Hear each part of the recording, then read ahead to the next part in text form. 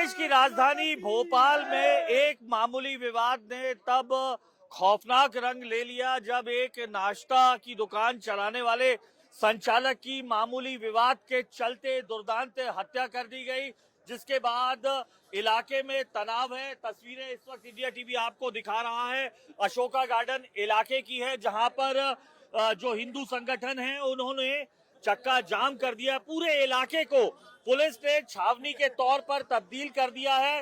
हिंदू संगठनों की मांग है कि जिन आरोपियों ने ये हत्या की है उनके न केवल उन्हें फांसी दी जाए बल्कि उनके घर पर बुलडोजर भी चलाया जाए। तस्वीरें देख सकते हैं, थाने के सामने ये चक्का जाम किया गया है और चारों तरफ आपको दिखाई देगा ये जो हिंदू समाज है वो यहाँ पर इकट्ठा है और पुलिस तमाम थानों की यहाँ पर बुला ली गई है।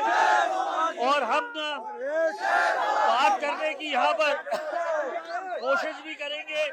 नाराजगी साफ तौर पर हिंदू संगठनों की यहाँ पर दिखाई भी दे रही है।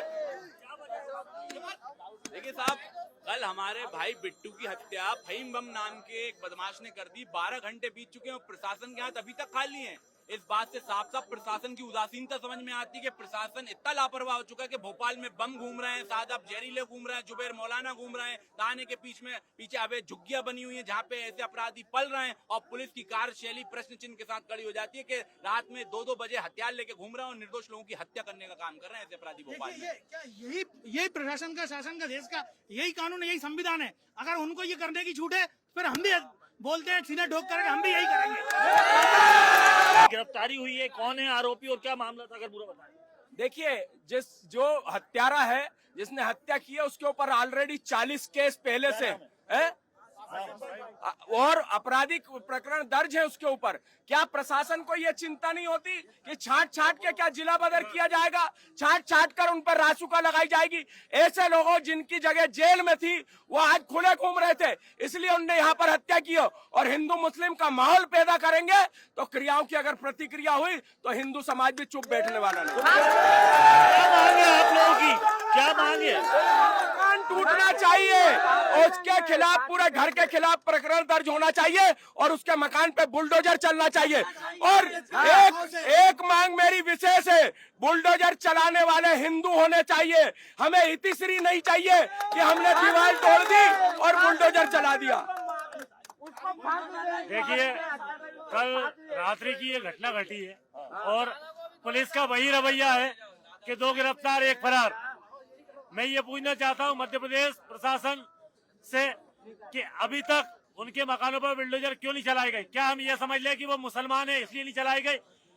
क्या आप ये समझते हैं कि अगर आप उनके मकान तोड़ेंगे तो भोपाल का माहौल बिगड़ेगा? जो अपराधी है उस पे 1 दर्जन से ज्यादा केस है। ऐसे व्यक्तियों को आप संरक्षण क्यों दे रहे हो? अपराधियों का नाम आशीष बम, इमरान और एक का नाम क्या है, फहीम खान। ये 3 अपराधी है और 3 में से 2 गिरफ्तार है, मुख्य अपराधी अभी तक फरार है। सकल हिंदू समाज मांग करती है प्रथम प्राथमिकता में मुख्य आरोपी की गिरफ्तारी हो। द्वितीय मांग में उनके मकान तोड़े जाए। पुलिस ने उनके घर प्रोटेक्शन दे रखे हैं,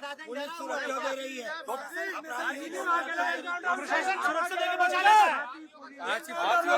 भाई मरा वो सरकार मोहन जगह थोड़ी क्या करता था ये जिसका मृत्यु हुई? मेरा भाई, उनकी दुकान थी मेरे भाई की। चौराहे पे फांसी दो उसे, चौराहे पे फांसी दो। नाराजगी साफ तौर पर यहाँ पर आप देख सकते हैं, हिंदू संगठन ने ये चक्का जाम कर दिया इस पूरे इलाके में। और अगर तस्वीरें मैं आपको दिखाऊं तो यहाँ पुलिस तमाम थानों की यहाँ पर इकट्ठा है। पूरे इस इलाके को छावनी में तब्दील कर दिया गया है। तस्वीरें अगर आप देखें, किसी तरीके से भी कानून व्यवस्था ना बिगड़े, इसको लेकर ये कवायद की जा रही है।